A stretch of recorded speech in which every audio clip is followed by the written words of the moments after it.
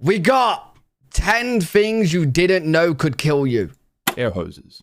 Air hoses? Contrary to belief, air hoses are extremely dangerous. How? Although they're often used for filling up car tires, blowing out dust in keyboards. Wait, don't tell me this because I just pumped up my own tires.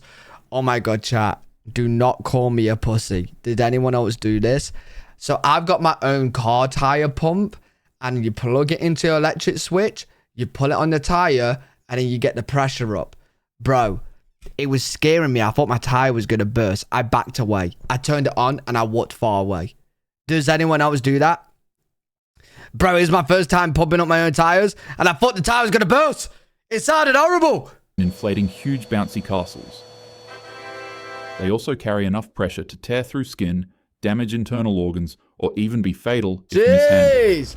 On a calm morning in May 2011, a truck driver in New Zealand was going about his daily routine. He climbed onto the rigging between his truck's cabin trailer, Okay. a place he'd stood countless times before. Yep. But in one unlucky moment, his boot slipped, and instead of falling on steady ground, the man fell backwards straight onto his compressed air hose. Whilst it was The on? brass nozzle punctured him through his left buttock, and in an instant, high pressurized air about 100 pounds per square inch began flooding into his body. Oh, so he As pumped if it up. was straight out of a cartoon, the man's body began to inflate inside. Air forced its way beneath his muscles and fat, separating his tissue like it were sheets of paper.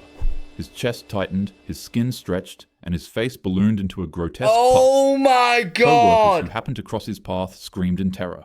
They quickly rushed to his side, shocked at the mortifying sight.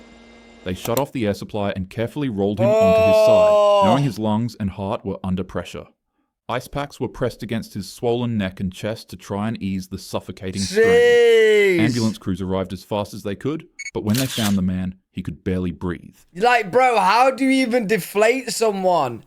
Is that even possible? His body literally doubled in size. It was full with so much air that every time an EMT tried to put a needle in his body to start an IV, the air would just push it right out. Gee, oh my Doctors later God. compared his skin to feeling like densely packed bubble wrap just waiting to explode.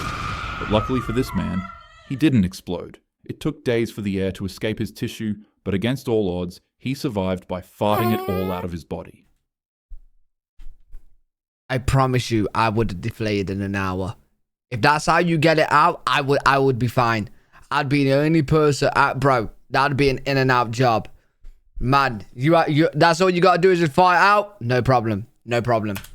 Others, however, wouldn't be problem. as lucky.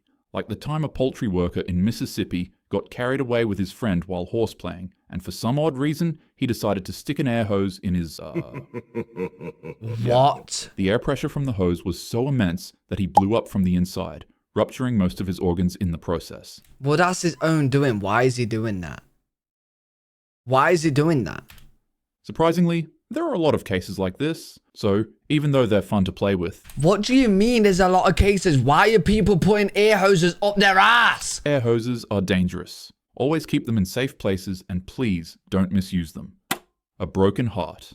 It shouldn't be, but true love often feels like one of the rarest things to find in life. Okay. And once Wait, yeah, this is a lot. This happens a lot. Like people, like especially when you're old age and your partner dies and whatnot, and then you hear like them dying like shortly afterwards. Yeah, this happens a lot. You never want it to Broken leave. heart. Such wasn't the case for a man who was forced to read his wife's eulogy at her funeral after he supported her for a 4-year battle against ovarian cancer. The pair were inseparable. Okay. The man became engaged to her when he was just 21 years old, and the two would go on to be married for 30. Wow. 4 years. That's nearly twice my age. And now, instead of making more memories with the companion of his life, he was making funeral speeches and writing thank you letters to those who came to the service. The amount of exertion something like this can have on one's heart is no joke. Only mere moments after the eulogy, the man was found slumped over in his house in the middle of writing thank you letters. Wow. Yo, it is interesting how you can just die like that, though. Do you know what I'm saying? Like what kind of science? Like, how does that happen? Does your brain overload does your heart send too many signals to the brain and fucking malfunctions? Like, what's going on? Literally passed away from a broken heart. Man, Doctors said his grief stress. was so profound that it caused him to have a heart attack. And this wasn't just an isolated incident. It's a phenomenon that happens to many others as well. Yeah, you hear about it all It's the called time. broken heart syndrome, or Takotsubo cardiomyopathy. It's a temporary heart condition triggered by intense emotional or mental stress that makes the heart's main pumping chamber weaken, causing it to mimic the symptoms of a literal heart attack. Jeez. Soda cans. Imagine that it's a... Chad, we about to watch this? Chad, Bro. hot summer day, and you've done nothing but bask in the sun's overwhelming rays of heat all morning.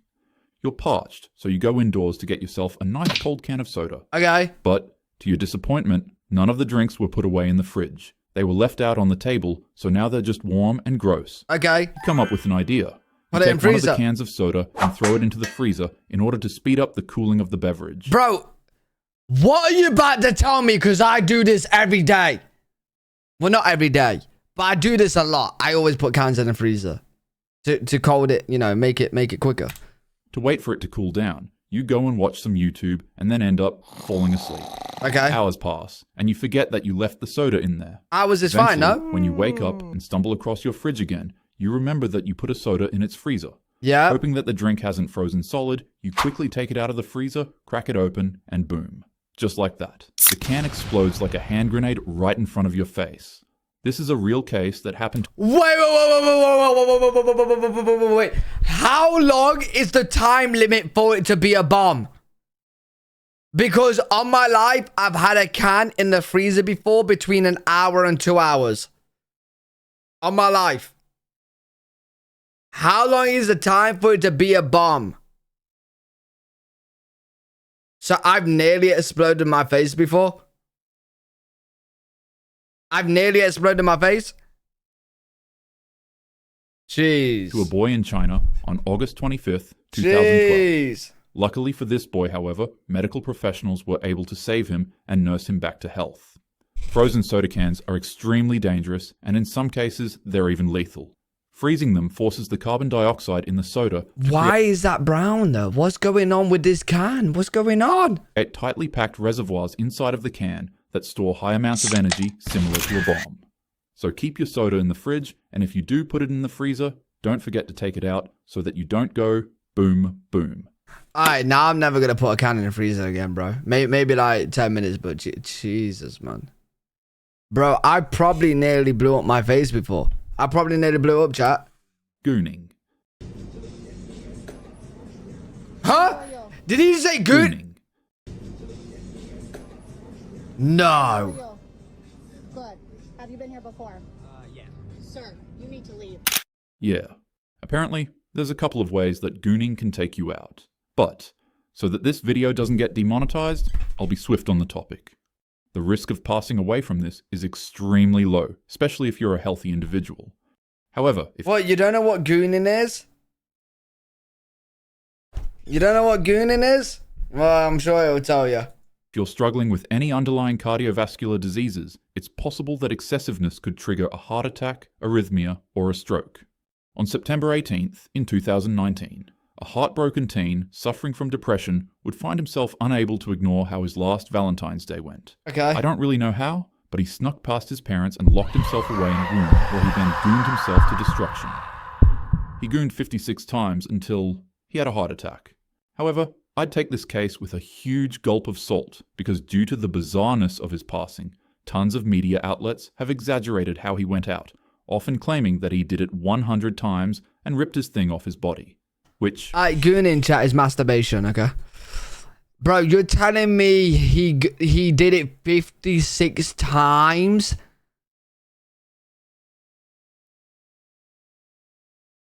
How?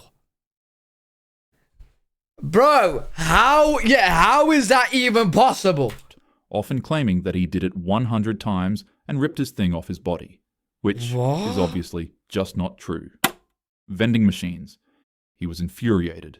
A man had just put the only dollar he had on him into the vending machine, and his snack was stuck inside of the machine floating in limbo. The problem had a simple Smack solution. it. You gotta Just smack shake it. the stupid clanker. Yeah, The man smack began it. rocking the vending machine back and forth over and over again until his snack finally fell and was free for him to take. Unfortunately, however, it wouldn't be the only thing to fall. The 1,200-pound vending machine would Oh, also no. tip over on him and Oh, crush his neck no. against a wall. Hey, listen, yo, chat. Are you gonna get the man help, or you gonna grab a packet of those Doritos and M&Ms first? I might pull my phone out, but at the same time, I'm also grabbing them. I am gonna get him help, but at the same time, I'm gonna multitask. I'm gonna grab that M&Ms because they're looking fire, and that purple packet of Doritos. The man would be pinned against the wall, struggling to keep the machine from fully flattening his neck. But sadly, his efforts would prove to be fruitless. He wouldn't survive to see the next day.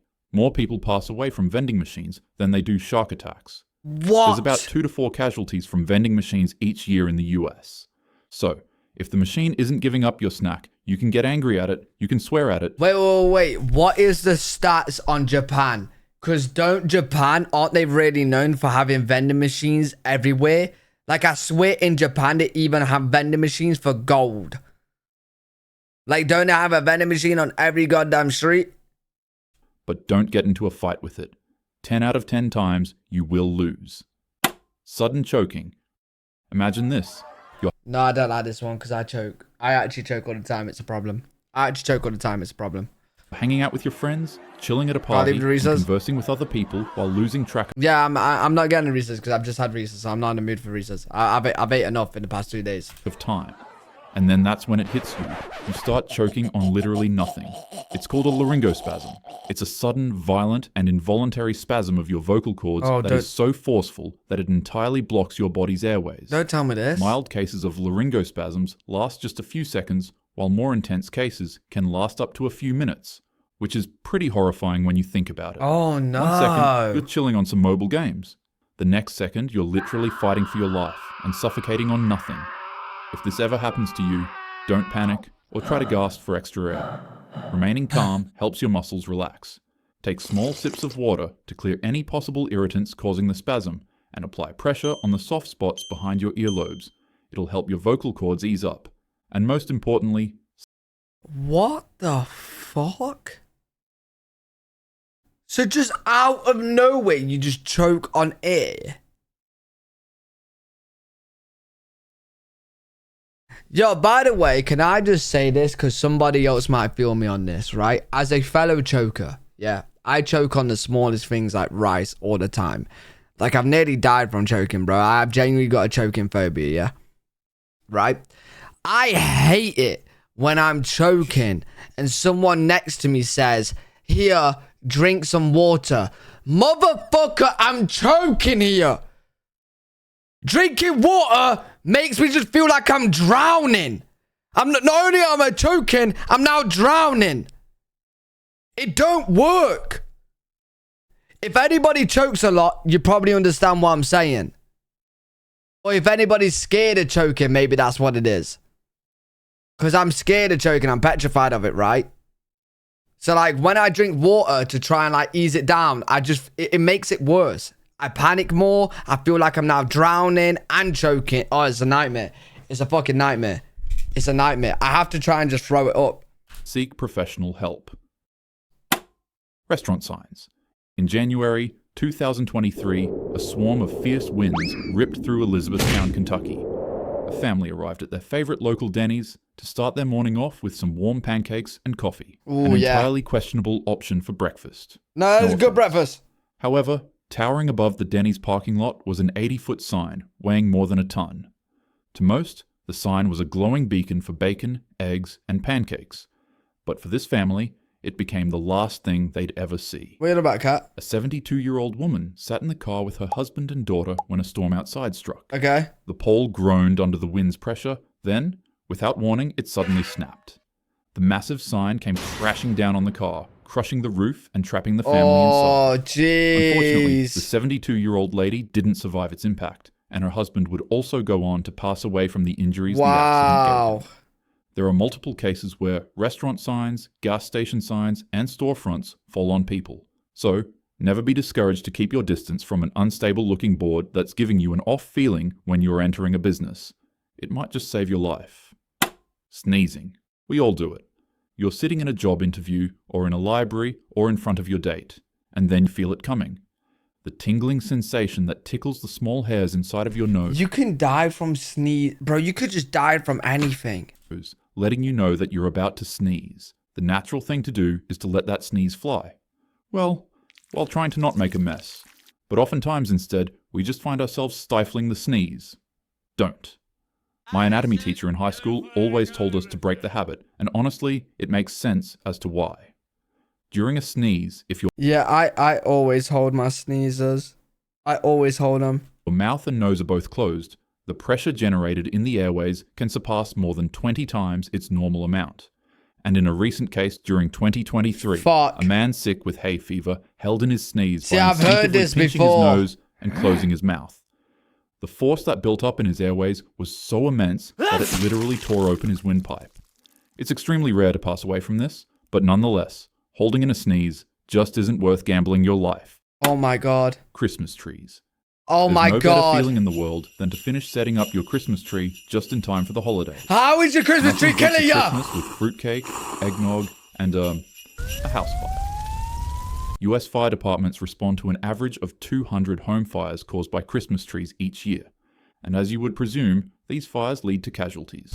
Christmas tree house fires are significantly more dangerous than normal fires in your home. This is because these fires usually occur at night or early morning when people have gone to sleep but left all of their decorations plugged in and lit up. They're usually caused by candles that were placed too close to the tree, faulty wires, or heat caused by all of the decorative electrical elements. And as opposed to normal house fires that are slow and steady in their startup, Christmas fires with a dry tree can ignite and spread across a room in less than just 30 seconds. So, with that being said, Yo, chat, I'm actually terrified of the sneezing because I hold in pretty much most of my sneezes. Most of them. Like, I normally, you've probably seen me on stream before. I normally just sneeze like this. Like, I'll hold it in my nose. It's horrible. try not to get too carried away with your holiday spirit this year. Doing nothing. You see, I gotta stop doing it, but it's a habit now. It's a habit now. Sneeze is great. I don't want snot all over my keyboard. signs can fall on you, beverages can explode in your face, and that Christmas trees can set you ablaze in your sleep. So you decide that the best course of action for you to avoid all danger is doing absolutely nothing. Wait, And then what? you explode into best course of action for you to avoid all danger is doing absolutely nothing. Yeah, that's kind of what I do. I don't do anything. And Other then than you like, explode into a ferocious blaze, so powerful that it leaves nothing but your feet behind. what are you talking about? Weirdly enough, nothing else around you is affected. You just Not told the me that- couch you were sitting on, not the table in front of you, not the rug on the floor. Nothing. Just only specifically you. This is known as spontaneous human combustion. Huh? And there are many cases in the US about it. However, scientists nowadays discredit it fully and Are you telling me you can just blow up? Yo, how do you just blow up? dub it as nothing more than a myth. They Oh, it's a rather myth. believe it to be the wick effect, which is when a person's clothing absorbs melted body fat during a fire and causes them to burn up, but leaves their surroundings relatively unharmed. What? Others feel like this isn't a sufficient enough explanation to the phenomenon, though. They argue that if the fire's hot enough to consume you entirely and leave nothing but ashes behind, then it should also scorch nearby walls, furniture, and flooring. They also say for the wick effect to be true, it needs a clear spark, like a lighter or a candle. But in many of the cases, the victims aren't found with anything heat-related. Toilet time. In Chicago, Okay, now you're gonna tell me that me taking a shit is gonna blow up as well, huh? in 1987, a 70-year-old woman would board a cruise ship with her family. As they explored the wonders on board and enjoyed the pleasant feeling of being on the ocean, the old lady would be greeted with another, less than pleasant feeling. So Okay. she excused herself from her family and made her way to the ship's bathroom, and there she was greeted with the solution to her bowel troubles: the toilet. She closed the door behind her, sat on the seat, and did her business in peace. Okay. Minutes later, the ship's medical personnel would rush past the family to the bathroom where their grandma was last seen. Well, because it stinks? Out of concern, the family would follow. And as if it were a scene straight out of a horror movie, they would be met with the sight of their grandma. Her insides were literally sucked out of her body by the ship's vacuum toilet. What do you mean? She was rushed to the emergency room once the cruise docked at a port. Nah, sometimes I'm not gonna lie. Sometimes I have those shits where it does feel like I'm shitting out my organs. Like, you guys know what I'm talking about. Those kind of shits. You know when you're there and you're proper like your veins are popping out and you're fucking shaking and you feel like you know your stomach's just dropped, bro. I believe this. I believe this. And even though cases like these are extraordinarily rare, toilets have been shown to cause lethal harm to civilians in other ways.